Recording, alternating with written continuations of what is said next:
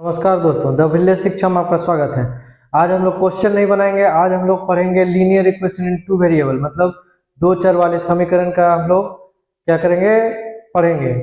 चलिए शुरू करते हैं। लीनियर इक्वेशन टू वेरिएबल मतलब वेरिएबल अब आ गया, तो वेरिएबल और कांस्टेंट किसको बोलते हैं? वेरिएबल और कांस्टेंट उसको बोलते हैं जैसे कि वेरिएबल वेरिएबल कुछ भी हो सकता है, X Y Z M N O कुछ भी, ठीक है। और कांस्टेंट मतलब हुआ कि फिक्स हुआ, उसमें कोई भी चेंज नहीं हो सकता है। जैसे कि आप कोई भी नंबर ले लीजिए, 3 2 -3/5 2/5 1 √2 √3, ये मतलब इसमें कोई भी जो हम लोग वॉवेल लिखते हैं या कॉन्सोनेंट लिखते हैं, जैसे ए बी, ए से लेकर जेड तक, कोई भी उसमें नहीं होना चाहिए।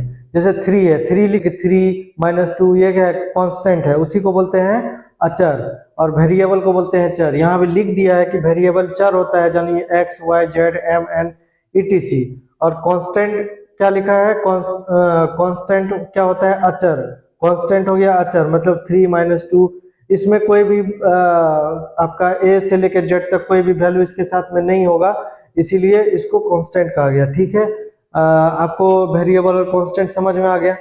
अब हम लोग क्या पढ़ते हैं? जनरल इक्वेशन टू वेरिएबल का मतलब दो चर वाले रैखिक समीकरण का जो जनरल इक्वेशन होता है क्या होता है? A x plus b y plus c बराबर 0। ये ऐसा फॉर्म में अगर लिखा हुआ रहे, ऐसा फॉर्म में लिखा हुआ रहे तो उसको क्या बोलेंगे हम लोग? दो चर वाले रैखिक समीकरण बोल सकते हैं। ठीक है, बोलेंगे ही, दो चर वाले रैखिक समीकरण बोलेंगे। ठीक है, अभी एक चीज देख लीजिए, अगर हम लोग आप बोलेंगे कि एक चर वाले रैखिक समीकरण का वैल्यू क्या होगा?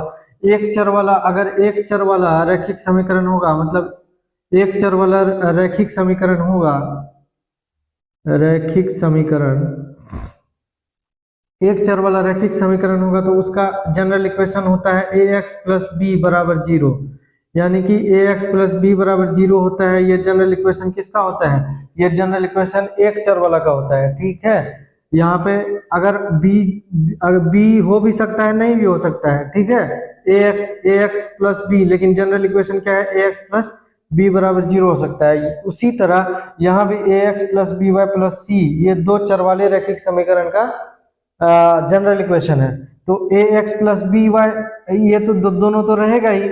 और ये सी जो होता है ना, सी कांस्टेंट होता है, सी मैंने लिखा है कांस्टेंट। अब देखिए ए एक्स जो है, ए एक्स वेरिएबल होगा, बी वाई भी वेरिएबल होगा, क्योंकि अभी बताया आपको कि हमारा जो ए बी सी डी किसी में लगा हुआ हो, ए से लेकर जेड तक, तो वो वेरिएबल कहलाता है, यानी कि चर वैल्यू कहलाता है। ठीक है, अब यहाँ पे देखिए वेरिएबल यहाँ भी है, ये भी वेरिएबल है बी वाई, और सी जो है ना कांस्टेंट है, ये मतलब ये अचर वैल्यू है, ये चेंज कर सकता है, ये कांस्टेंट होता है, ये चेंज नहीं करता है, ये वेरिएबल चेंज करते रहता है। ठीक है, समझ में आ गया? तो ये सी जो है हमारा हो भी सकता है, नहीं भी हो सकता है। जब कोई भी इक्वेशन लिखते हैं तो हम ऐसा नहीं लिख सकते हैं एक्स प्लस वाई, एक्स बराबर माइनस वाई नहीं लिख सकते हैं, एक्स बराबर माइनस वाई लिख सकते हैं ना, एक्स बराबर माइनस वाई लिख सकते हैं, मतलब कि एक्स प्लस वाई बराबर 0 भी हो सकता है। तो इसका मतलब क्या हुआ? इसका मतलब कि सी इसमें है ही नहीं, तो सी 0 हो गया।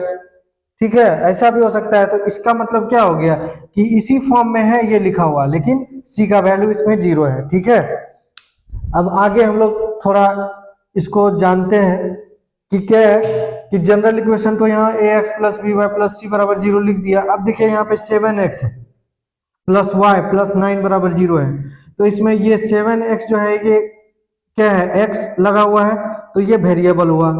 ठीक है, यहाँ y है तो ये वेरिएबल हुआ। यहाँ पे 9 है, 9 फ्री है, अकेले ये 9। ठीक है, तो ये क्या हो गया? कांस्टेंट हो गया। ये क्या हो गया? अचर वैल्यू हो गया। ठीक है, कांस्टेंट हुआ। इतना समझ में आया? तो एक बात देखिए, यहाँ पे दो इक्वेशन मैंने लिखा हुआ है कि x प्लस वाई माइनस 8 बराबर 0 और 2x माइनस वाई प्लस 5 बराबर 0 लिखा हुआ है। ठीक है, आप देखिए कि जनरल इक्वेशन क्या होता है? ये होता है। तो इसको इससे कंपेयर करें, इसको इससे कंपेयर करेंगे तो हम ऐसा नहीं लिख सकते हैं कि यहाँ पे x है तो ये a1 हो सकता है, ये b1 हो सकता है, ये वाला ये c1 हो सकता है, तो ये भी तो हो सकता है, ये a2 हो सकता है, ये जो माइनस वाई लिखा है ये b2 हो सकता है, और ये c2 हो सकता है ना। इसके लिए मैंने यहाँ लिखा है। और इसके लिए मैंने यहाँ पे लिखा है, ठीक है, a1 b1 c1 और a2 b2 c2, ठीक है, यानी कि a1x plus b1y plus c1 बराबर 0 ऐसा करके हो सकता है, ठीक है। अभी हम लोग क्या करेंगे, यानी कि क्या हो सकता है, a1 बराबर क्या हो जाएगा, इसके लिए मैं लिख रहा हूँ, इसके लिए a1 बराबर क्या हो सकता है, a1 बराबर देखिए, a1 बराबर यहाँ x है, x के आगे में कुछ नहीं है तो यानी a1 बराबर 1 हो गया, ठीक है। b1 बराबर लिखना है, b1 बराबर क्या है, यहाँ देखिए साइन के साथ में लिखना है, कुछ नहीं है तो +1 है, यानी कि 1 लिख दिया। अब c1 बताइए, c1 क्या हो जाएगा, c1 बताइए क्या हो जाएगा, -8 होगा ना, साइन के साथ में लिखना है तो -8 लिख दिया। अभी देखिए a2 क्या होगा, इस इक्वेशन में बात करें, इस इक्वेशन में बात करें तो a2 b2 c2 होगा इसमें, तो a2 लिखना है, तो a2 बराबर क्या हो जाएगा, a2 बराबर क्या हो जाएगा, a2 बराबर 2 हो जाएगा, ठीक है। और b2 बराबर क्या हो जाएगा, b2 बराबर देखिए, b2 बराबर -1 हो जाएगा। और c2 बराबर क्या हो जाएगा, c2 बराबर देखिए, c2 बराबर सिर्फ +5 है तो +5 यानी कि 5 हो जाएगा, ठीक है।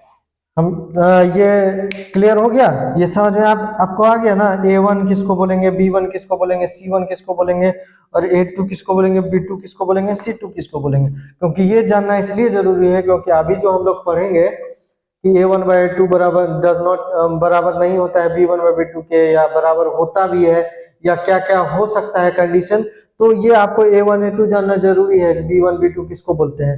तो समझ में आ गया ना कि x y और x y a इसके रूप में लिखा हुआ है तो इसके रूप में लिखा हुआ है।